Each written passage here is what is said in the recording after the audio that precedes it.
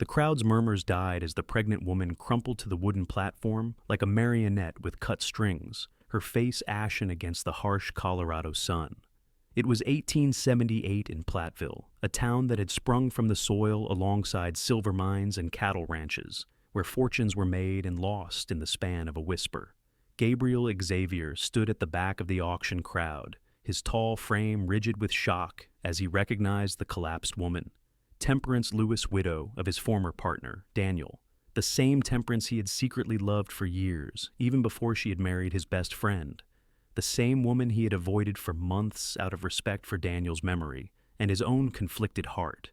Without conscious thought, Gabriel shoved through the throng of onlookers, his spurs jingling with each urgent stride.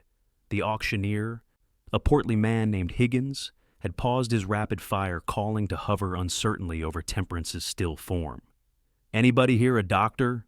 Higgins called out, mopping his brow with a handkerchief. "The lady's taken ill." Gabriel reached the platform just as two men were attempting to lift Temperance.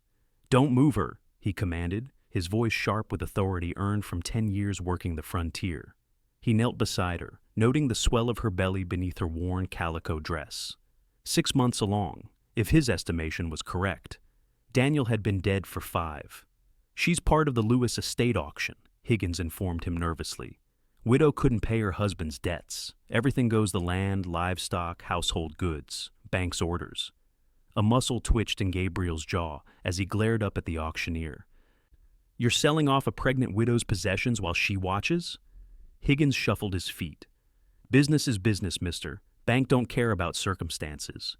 Gabriel's weathered hand gently touched Temperance's forehead. She was burning with fever. Her eyelids fluttered, revealing disoriented hazel eyes that struggled to focus on his face. "Gabe," she whispered, her voice barely audible. "Is that you?" "I'm here, Temperance," he assured her, then turned to address the crowd that had gathered around the spectacle. "This woman needs a doctor, not an auction." "The auction proceeds," insisted a thin man in a banker's suit, stepping forward with a ledger clutched to his chest. "The debts must be settled today." Gabriel stood slowly, his full height towering over the banker. The years of hard labor on his own ranch had broadened his shoulders and strengthened his resolve. He reached into his pocket and withdrew a leather pouch. "How much?" he demanded. The banker adjusted his spectacles. $842, plus interest. Without hesitation, Gabriel emptied his pouch onto the auctioneer's table. Gold coins clinked against the wood, followed by a handful of bills. "This covers the Lewis property and everything on it." A murmur rippled through the crowd. The banker's eyes widened at the sight of what was clearly Gabriel's entire savings money he had been accumulating to expand his own struggling ranch. "That's irregular, Mr. Xavier. There's a process." "She's coming home," Gabriel stated firmly, his voice carrying across the now silent crowd. "With me, today." Temperance stirred, struggling to sit up. "Gabe, you can't. My debts." "Already settled," he told her gently, kneeling again. "Rest now. I'm taking you home." The banker cleared his throat. "Mr. Xavier, even if you purchase the Lewis property, you can't simply—" "I just did," Gabriel interrupted, scooping Temperance into his arms with careful strength. "Draw up the papers. I'll sign them later." As Gabriel carried Temperance from the auction platform, her head resting against his shoulder, the crowd parted before them. Some faces showed disapproval, others curiosity, and a few displayed open admiration for the cowboy's decisive action. "Why?" Temperance whispered against his neck as he placed her carefully in his wagon. Gabriel tucked a blanket around her before answering. "Because Daniel would have wanted me to look after you." "Both of you," he added, his gaze dropping momentarily to her swollen belly. What he didn't say was that he'd been in love with her since the moment Daniel had introduced them 3 years earlier, that he'd suffered in silence as his best friend courted and married her, that he'd maintained his distance even after Daniel's death from a mining accident, believing his feelings dishonorable. As he climbed onto the wagon seat and took up the reins, Gabriel knew he had just wagered everything he owned on a woman who saw him only as her late husband's friend, a woman carrying another man's child. Yet, as he glanced at her pale face, now peaceful in unconsciousness, he couldn't bring himself to regret his impulsive action. "Let's go home," he murmured, more to himself than to her, and snapped the reins to start the horses forward. The Lewis homestead sat on the eastern edge of Platteville, nestled against the foothills, with a stream cutting through the modest property. It wasn't much 20 acres, a small cabin, a barn, and a chicken coop, but Daniel had been proud of it. He'd had plans to expand, to build a proper cattle operation, before a support beam had collapsed in the Silverside mine, crushing those dreams along with his life. Gabriel guided the wagon carefully over the rutted path leading to the cabin. Beside him, Temperance had drifted in and out of consciousness during the journey. Her feverish murmurs concerned him. He needed to get her settled and fetch the doctor. As they approached, Gabriel noted the disrepair that had befallen the place in recent months. The fence needed mending, the barn roof had a hole, and weeds choked what had once been Temperance's vegetable garden. With Daniel gone and Temperance in her condition, it was no wonder the place had fallen into neglect. He brought the wagon to a halt in front of the cabin.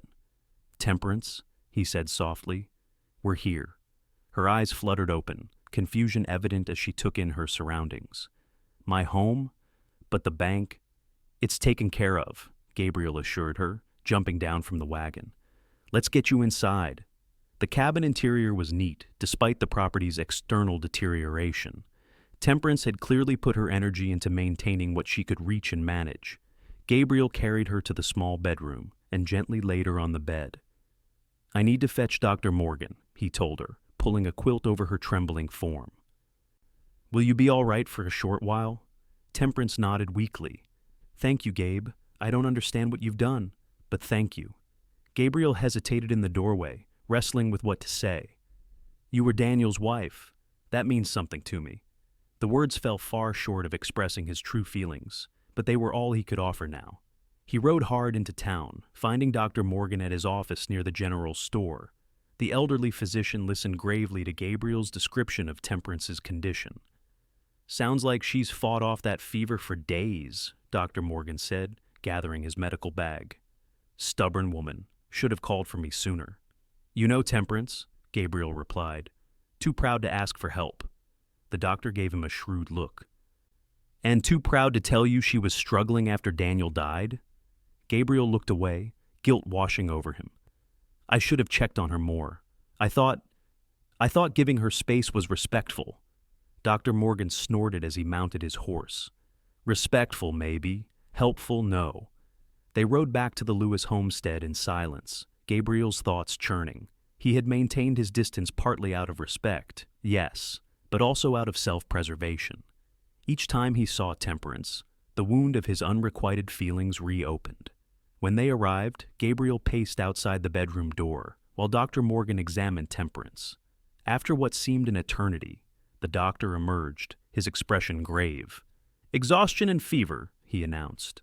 "She's been working too hard, eating too little, and worrying too much. The baby seems fine for now, but she needs rest and proper nourishment."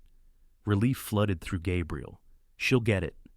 "I've given her something to help her sleep," the doctor continued, washing his hands in a basin.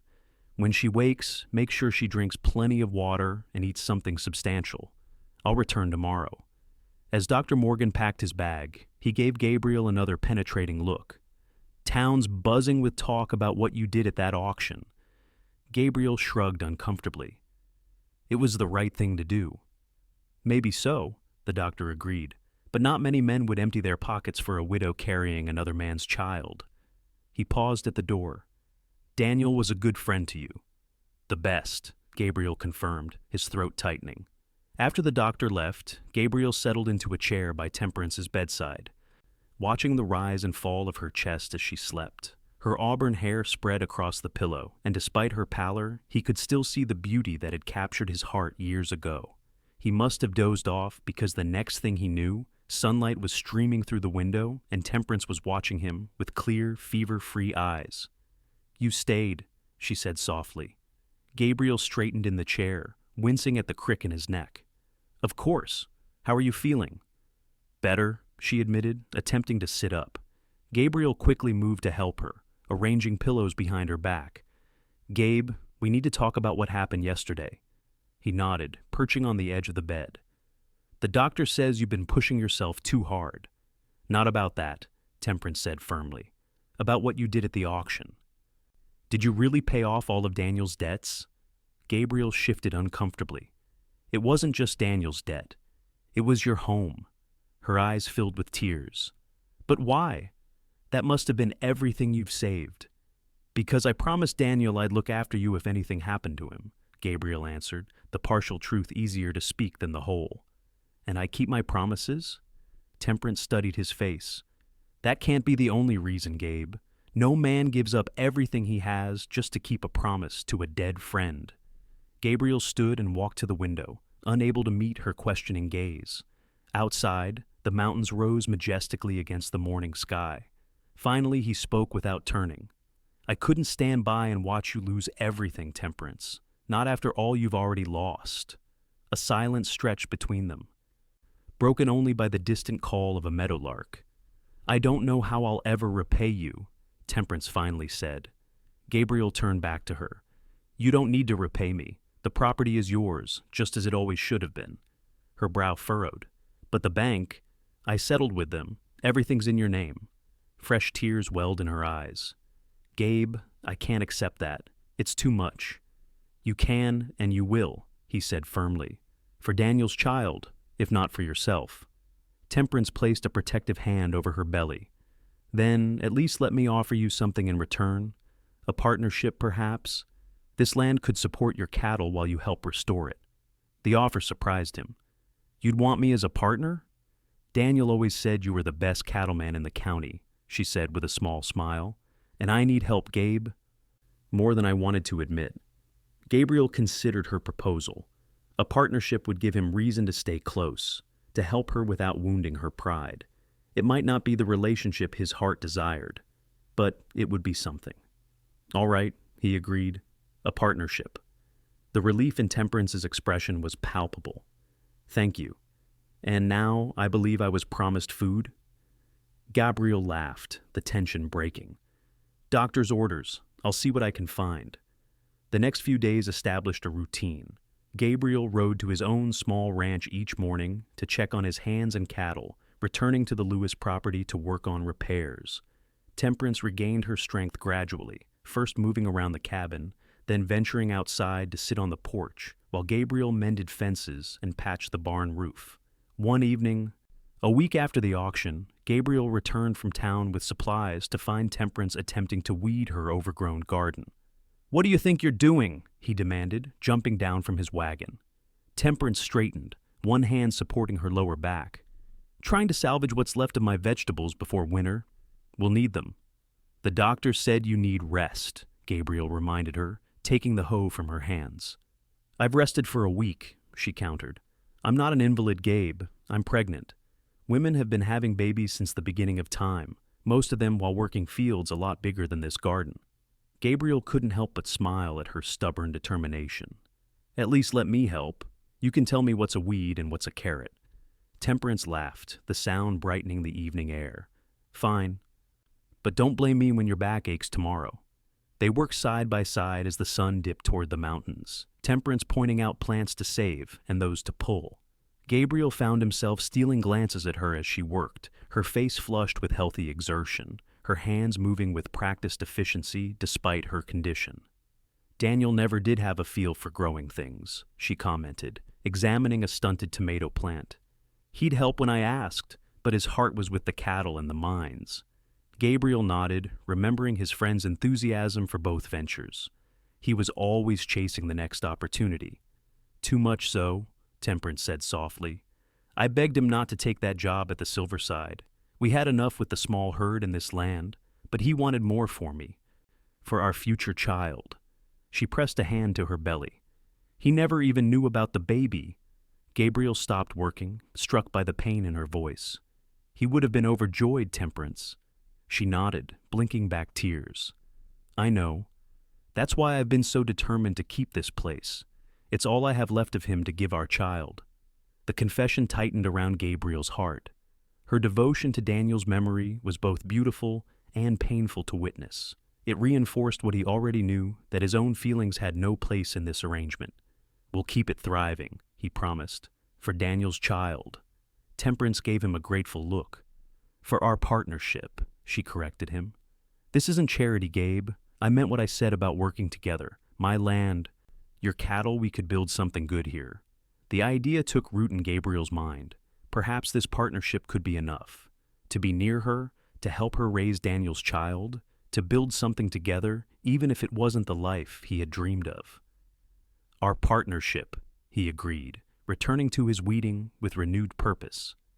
As October yielded to November, Gabriel split his time between his own small ranch and Temperance's property. He hired additional hands to manage his cattle, allowing him more time to prepare the Lewis homestead for winter.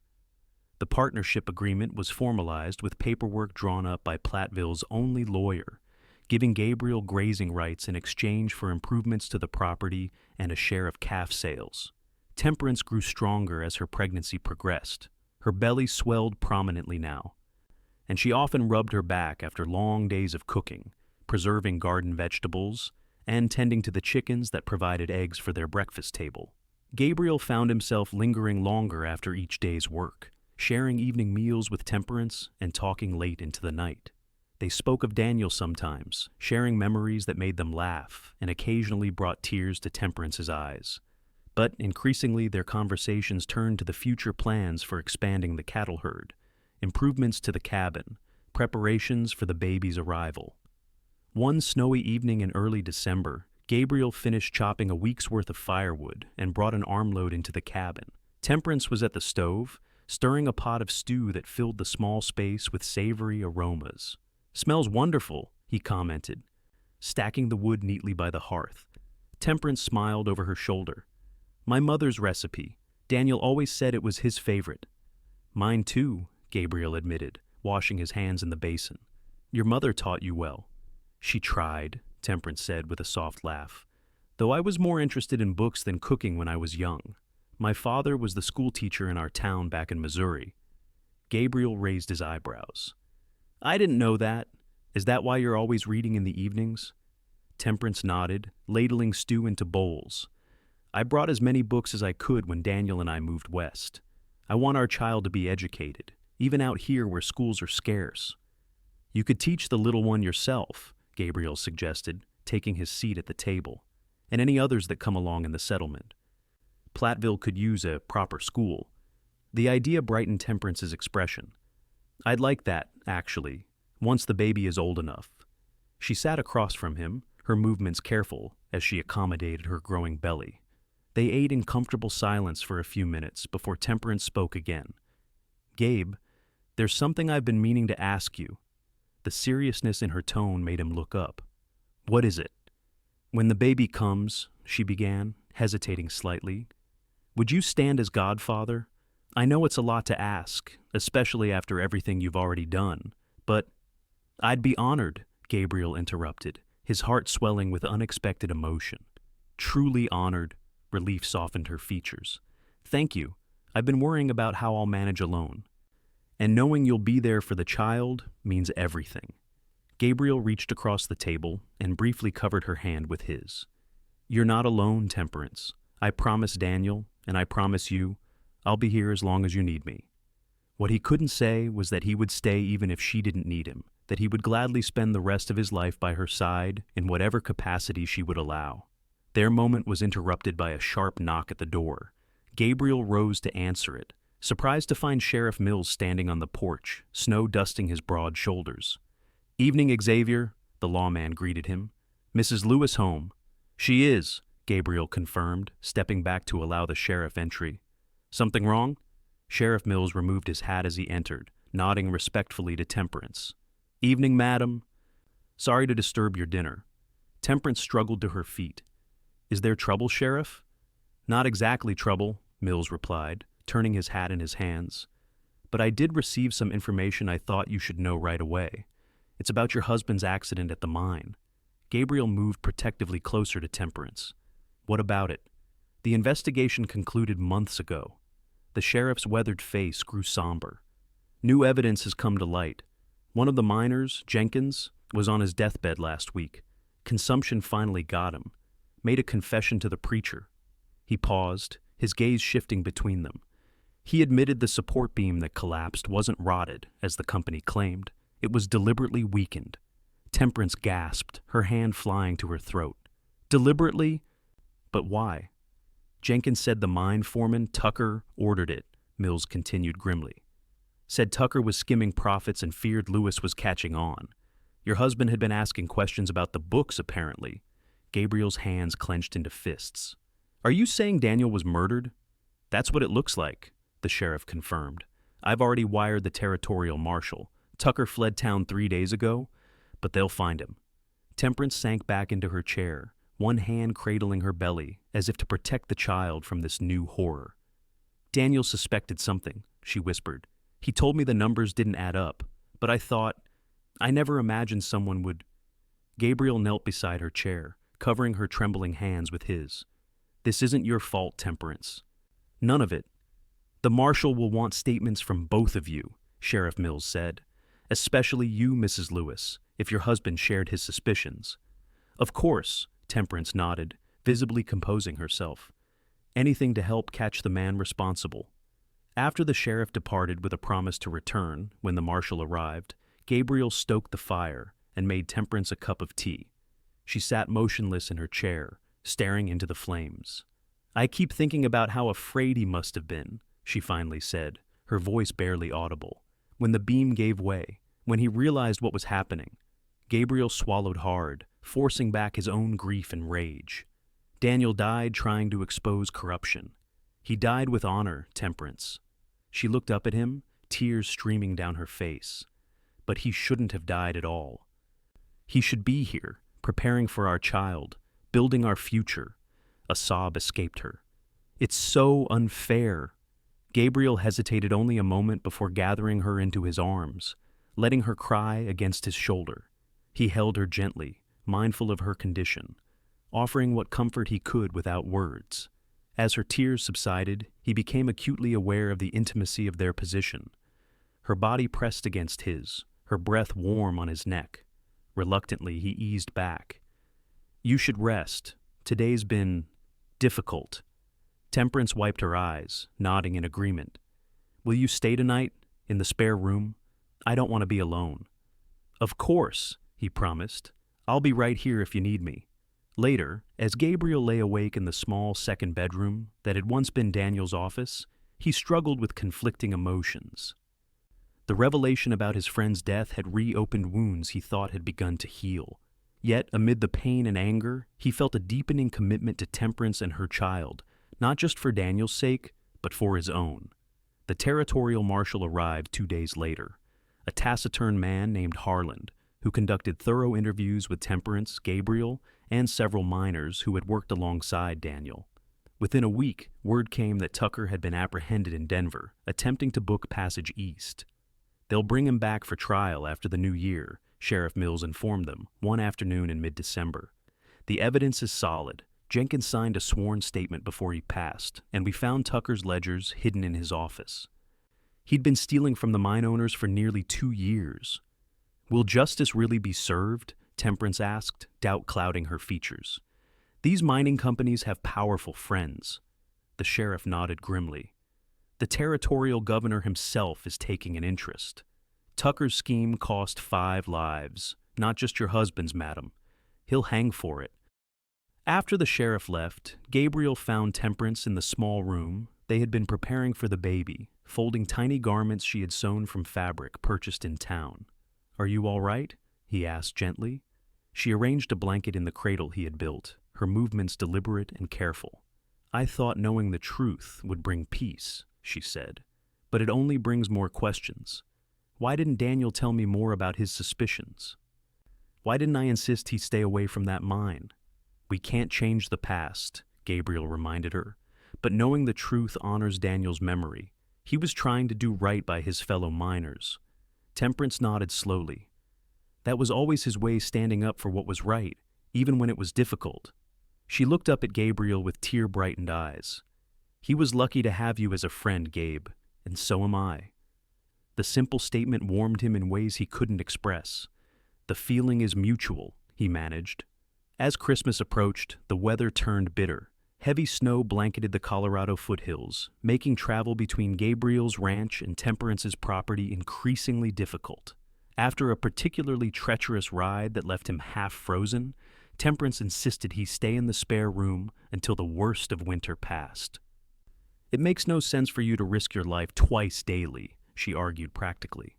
"Besides, with the baby coming in February, I'd feel safer having you here."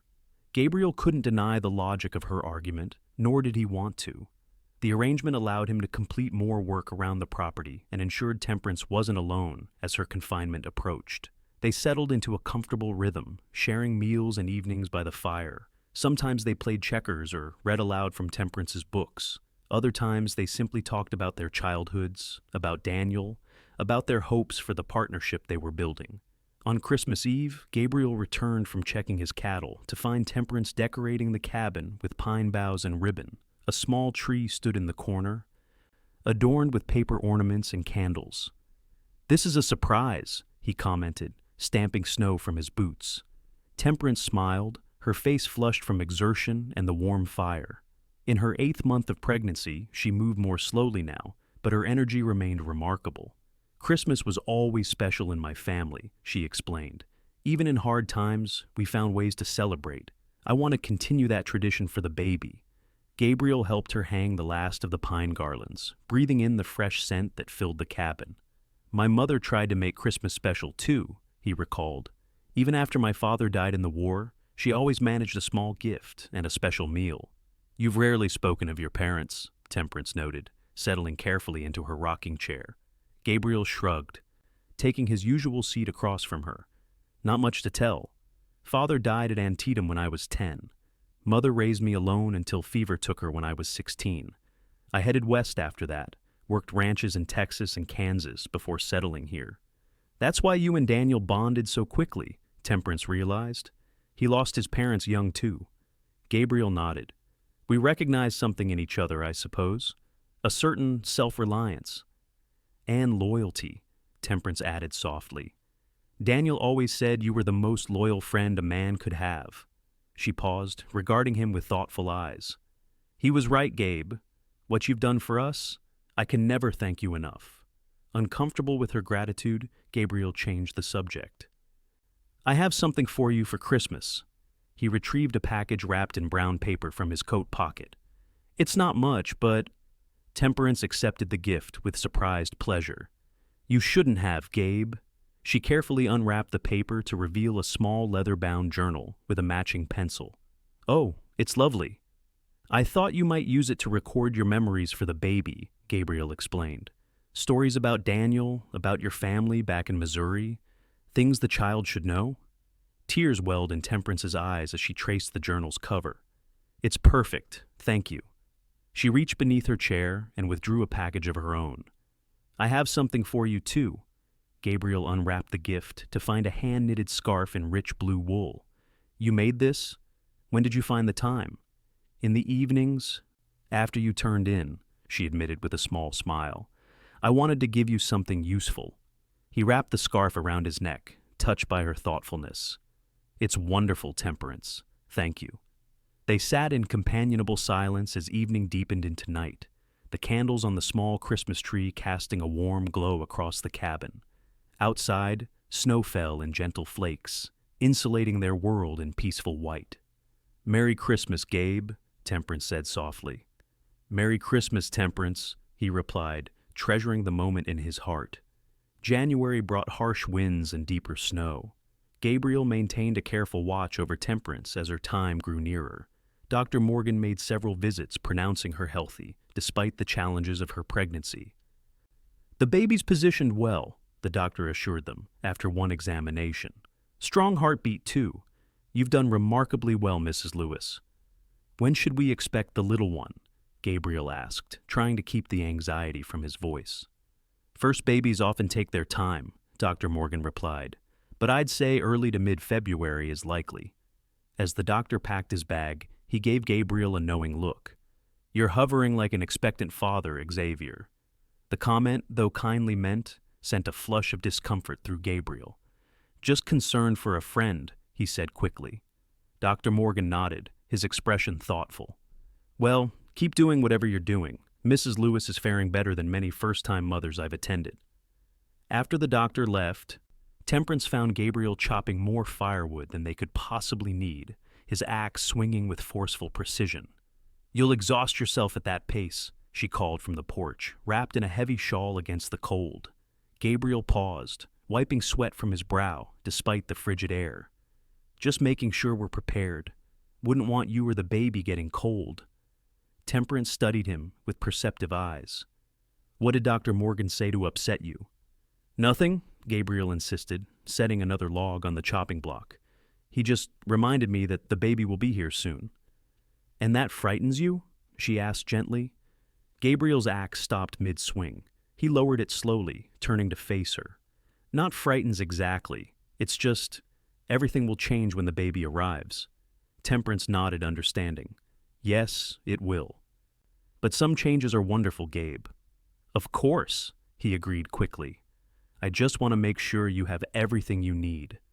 A soft smile curved her lips. "We do, thanks to you." That night, Gabriel lay awake long after Temperance had retired, contemplating the future. The baby's arrival would mark a new chapter, one in which his role would need careful definition. He couldn't pretend to be the child's father, nor would he want to usurp Daniel's place in the baby's history.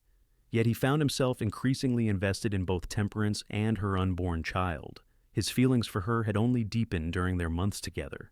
What had begun as a promise to his departed friend had evolved into something far more complex. He loved Temperance not just as Daniel's widow, but as the remarkable woman she was in her own right. Strong, intelligent, determined, yet gentle. But she had given no indication that she saw him as anything more than a friend and partner. Perhaps that would be enough, he told himself, as sleep finally claimed him. To be near her, to help raise Daniel's child, to build something lasting together, even if it wasn't the future he secretly longed for.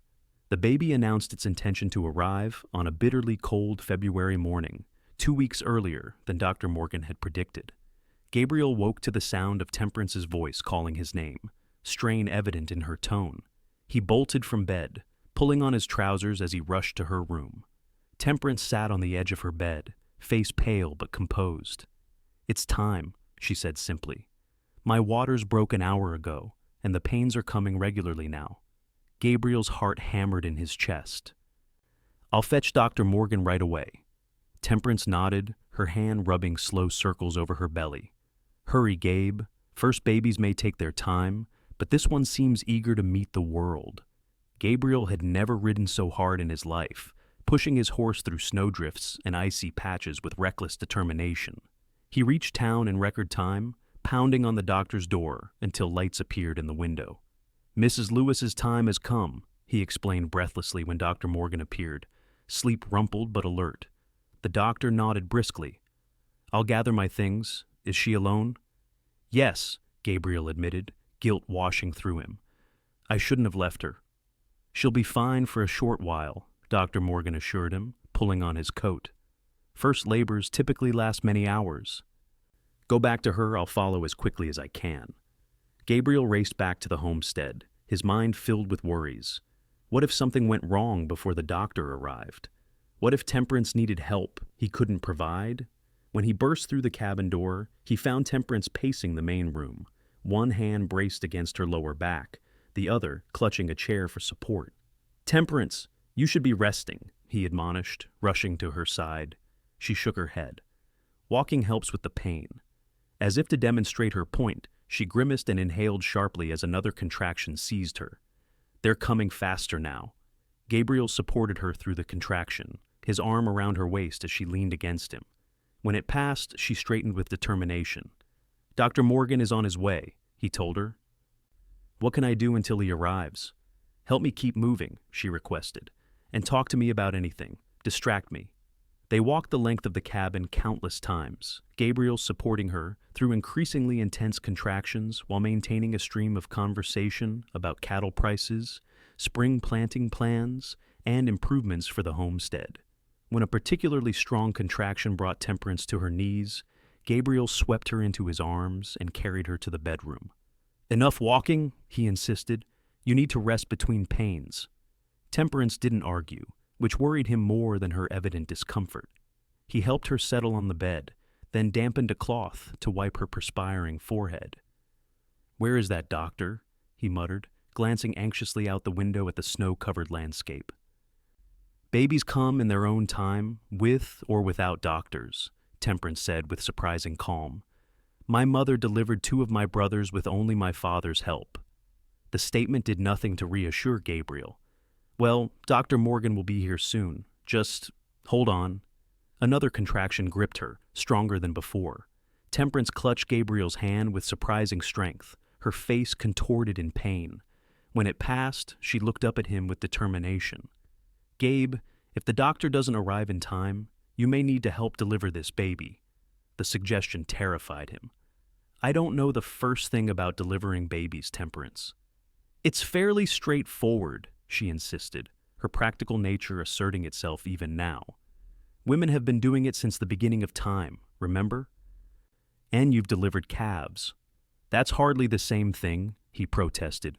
A weak smile crossed her face. "The principle is similar enough." Before he could respond, the sound of approaching hooves announced Dr. Morgan's arrival. Gabriel had never been so relieved to hear anything in his life. The doctor took charge immediately, examining Temperance and confirming what she already knew: the baby was coming faster than expected for a first birth. "The little one's in a hurry," Dr. Morgan commented, rolling up his sleeves. "Xavier, I'll need hot water, clean linens, and that bottle of whiskey in my bag for medicinal purposes only, mind you." Gabriel followed the doctor's instructions, grateful for clear direction. As Temperance's labor intensified, he remained by her side, holding her hand and wiping her brow, whispering encouragement when words failed her. The hours blurred together in a haze of Temperance's pain and courage. Just as dawn broke over the snow-covered mountains, the doctor's commanding voice cut through Gabriel's fog of concern. "One more push, Mrs. Lewis. The baby's almost here." Temperance gathered her remaining strength, her face flushed with exertion as she bore down one final time. A moment later, a thin wail filled the room, the miraculous sound of new life entering the world. "You have a son," Dr. Morgan announced, his weathered face creasing in a smile as he held up the squirming infant. A fine, healthy boy. Tears streamed down Temperance's face as the doctor placed the swaddled newborn in her arms. She gazed down at the tiny red face with wonder. "Hello, little one," she whispered. "I've been waiting so long to meet you." Gabriel stood transfixed, overwhelmed by the power of the moment. The child Daniel's son had his father's strong chin, though his hair was auburn like Temperance's. "He's perfect," Gabriel said softly. Temperance looked up at him, her expression radiant despite her exhaustion. "Would you like to hold him?" The offer surprised him. "Are you sure?" "Of course," she said. "You're his godfather." With trembling hands, Gabriel accepted the tiny bundle. The baby weighed almost nothing, yet Gabriel had never felt such responsibility as when he cradled the newborn against his chest. The infant's eyes, still unfocused, seemed to search his face. "Hello, little man," Gabriel murmured. "Welcome to the world." "What will you name him?" Dr. Morgan asked as he finished tending to Temperance. She hesitated only briefly. "Thomas Daniel Lewis," she announced. "Thomas was my father's name, and Daniel for his father." "A strong name," the doctor approved, "for a strong boy." After ensuring mother and baby were settled comfortably, Dr. Morgan prepared to depart. "I'll return tomorrow to check on you both," he promised. "Xavier, make sure she rests and drinks plenty of fluids." When they were alone, Gabriel brought Temperance a cup of broth and sat beside her bed, watching as she nursed little Thomas. "Thank you for being here, Gabe," she said softly. "I couldn't have done this without you." "You're the strongest person I know, Temperance," he replied truthfully. "You could have done it alone if necessary." She shook her head. "Perhaps, but I'm grateful I didn't have to." Her gaze dropped to the nursing infant. "He'll need a father figure in his life." Gabriel's heart constricted at her words. "He'll know about Daniel. We'll make sure of that." "Yes," Temperance agreed. "But knowing about Daniel isn't the same as having someone to teach him to ride, to fish, to become a man." She looked up, her eyes meeting Gabriel's with unexpected intensity. "I'd like that someone to be you, Gabe. Not just as his godfather, but as a constant presence in his life." The invitation, while falling short of what his heart truly wanted, meant more than Gabriel could express. "I'd be honored," he managed, his voice rough with emotion. Temperance smiled, then stifled a yawn. "I should sleep while he does." "Of course," Gabriel said, rising to leave. "Gabe," Temperance called softly as he reached the door. "Will you stay close? Just in case we need you?" "Always," he promised, meaning it with every fiber of his being. The weeks following Thomas's birth established new routines in the cabin. Gabriel moved his belongings back to his own ranch, but spent most days and many nights at the Lewis homestead, helping with chores and often simply holding the baby while Temperance rested or prepared meals. Spring arrived with gentle warmth, melting the snow and bringing new life to the land. Gabriel expanded the cattle herd as planned, driving 50 head to Temperance's property where fresh grass sprouted in abundance. Together, they planted a larger garden, with Gabriel building a sturdy fence to protect the vegetables from deer and rabbits. Thomas grew rapidly, his personality emerging with each passing week. He had his mother's thoughtful eyes and his father's ready smile. Gabriel found himself increasingly attached to the boy, treasuring quiet evenings when Thomas slept against his chest, while he and Temperance talked by the fire. Their partnership flourished, professionally and personally. They made decisions together about the ranch operations, debating cattle breeds and grazing rotations with mutual respect. When Thomas was 3 months old, Temperance began teaching reading lessons to several neighborhood children 2 afternoons a week, her natural talent for education quickly evident. "You're building quite a reputation," Gabriel commented one evening as they walked the property boundaries, Thomas secured in a sling across Temperance's chest. "Mrs. Peterson told me in town yesterday that her Henry has learned more in a month with you than in a year with his previous tutor." Temperance smiled modestly. "The children are eager to learn.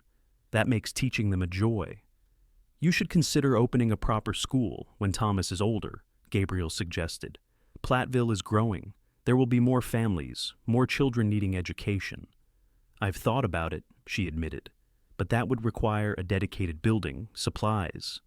"We could build it," Gabriel said without hesitation, "on the north corner of the property, near the road, so children from town could reach it easily." Temperance stopped walking, turning to face him. "We? Gabe, that's not your responsibility. Our partnership extends beyond cattle, doesn't it?" he asked. "We're building something here, something good for Thomas, for the community." Her expression softened as she studied his face. "Yes, we are, and I'm grateful every day for it." The simple acknowledgement warmed him. If friendship and partnership were all Temperance could offer, he would treasure them wholeheartedly. That summer brought prosperity to their joint venture. The cattle thrived on the lush grass, and the first calves born under their partnership grew strong and healthy. The garden yielded abundant produce, which Temperance preserved for winter and shared with neighbors. Thomas developed into a cheerful baby, delighting in the world around him. Gabriel's feelings for Temperance deepened with each passing day, though he kept them carefully guarded. Occasionally he caught her watching him, with an expression he couldn't quite interpret, thoughtful, almost questioning. But she never spoke of anything beyond their current arrangement, and he respected the boundaries she maintained. In August, when Thomas was 6 months old, Gabriel returned from a cattle drive to find Temperance waiting on the porch, her expression troubled. "What's wrong?" he asked immediately, dismounting with concern. "Is Thomas all right?" "He's fine," she assured him, "sleeping soundly, but there's news from town." She handed him a letter. "This arrived yesterday." Gabriel scanned the official document with growing unease. It was notification that Tucker, the mine foreman responsible for Daniel's death, had been convicted and sentenced to hang in Denver the following month. The territorial prosecutor invited Temperance to witness the execution as the primary victim's widow. "Are you considering going?" Gabriel asked, returning the letter. Temperance wrapped her arms around herself, though the evening was warm. "I don't know. Part of me wants to see justice done with my own eyes, but another part—" She trailed off, her gaze distant. "Another part wants to move forward, not backward," Gabriel finished for her. She nodded. "Is that wrong of me, Gabe? To want to leave the past behind?" "No," he said firmly. "Daniel wouldn't want you dwelling in grief and anger. He'd want you focused on Thomas, on building a good life." "That's what I've been trying to do," she said softly. "With your help." She hesitated, then added, "I've been thinking a lot about the future lately, about what's best for Thomas. For me." Something in her tone made Gabriel's heart quicken. "And what have you concluded?" Temperance took a deep breath. "That it's time to be honest with myself and with you." Gabriel waited, scarcely breathing, as she gathered her thoughts. "When Daniel died, I thought my chance at happiness died with him," she began. "Then I discovered I was carrying his child, and that gave me purpose, but not joy. I was simply existing, Gabe, going through the motions until the auction day when everything fell apart." Gabriel remembered vividly the sight of her collapsing on that platform, pale and desperate. "You saved me that day," Temperance continued. "Not just financially, but in every way that matters. You gave me back my home, my dignity. You've been a partner, a friend, a support through the darkest time of my life." Her voice wavered slightly. "But lately, I've realized that what I feel for you has become more than gratitude, more than friendship." The admission stunned him. "Temperance, please let me finish," she requested. "I've struggled with guilt over these feelings. It seemed disloyal to Daniel's memory, too soon after his death. But the truth is, life continues, hearts heal and open again. And my heart has opened to you, Gabriel Xavier." She stepped closer, her eyes meeting his with newfound courage. "I understand if you don't feel the same way. Our arrangement has been based on partnership and friendship, nothing more. But I couldn't continue pretending that's all I want from you." Gabriel's carefully maintained control shattered at her words. He closed the distance between them, taking her hands in his. "Temperance, I've loved you since the moment Daniel first introduced us 3 years ago." Surprise widened her eyes. "What? But you never said anything." "How could I?" he asked. "You were my best friend's wife, and after he died, you were his widow, carrying his child. It wouldn't have been right." "And now?" she whispered. "Now," Gabriel said, his voice deepening with emotion. "I love you even more. I love your strength, your determination. I love how you care for Thomas, how you've built a new life from tragedy. I love every moment we spend together." He paused, his thumbs gently caressing her hands. "But I need to be sure this is truly what you want, Temperance. Not out of gratitude or convenience, but because you genuinely feel something for me." "I do," she assured him, tears brightening her eyes. "It's happened so gradually, I barely noticed until it was undeniable. When you're away, the days are dimmer. When you return, everything brightens. Thomas reaches for you as naturally as he reaches for me." Her voice softened. "I love you, Gabriel. Not as Daniel's friend, not as my business partner, but as the good, honorable man you are." Gabriel could resist no longer. He drew her gently into his arms, his lips finding hers in a kiss that expressed years of unspoken longing. Temperance responded with equal fervor, her arms encircling his neck as she pressed closer. When they finally parted, both breathless, Gabriel rested his forehead against hers. "I never thought this could happen," he admitted. "I'd resigned myself to loving you from a distance." Temperance smiled, her eyes shining. "We've wasted enough time keeping our distance, don't you think?" Before he could answer, a plaintive cry sounded from inside the cabin, Thomas awakening from his nap. Temperance laughed softly. "Perfect timing," she said, stepping back. "Come inside. I think he's been waiting for you to return." Gabriel followed her into the cabin, his heart fuller than he had ever imagined possible. Inside, Thomas greeted him with a gummy smile and outstretched arms, babbling happily as Gabriel lifted him from his cradle. "Hello, little man," Gabriel said, settling the baby against his shoulder. "Did you miss me?" Temperance watched them with evident affection. "He always does, almost as much as I do." The simple statement filled Gabriel with profound joy. This was what he had longed for, but never dared hope might be his Temperance's love, a family to call his own. "What happens now?" he asked, as Thomas patted his face with tiny hands. "That depends," Temperance replied, moving to stand beside them. "What do you want, Gabe?" The answer came without hesitation. "I want us to be a family officially. You, me, and Thomas." He shifted the baby to one arm so he could take Temperance's hand with his free one. "I want to marry you, Temperance, if you'll have me." Her face brightened with a luminous smile. "Yes," she said simply. "Yes, I'll marry you." The wedding took place in October, a year after their partnership had begun. The small church in Platteville overflowed with well-wishers, neighbors, friends, students from Temperance's growing school. Thomas, now 8 months old and recently mastering the art of crawling, was the guest of honor, dressed in a miniature suit that matched Gabriel's.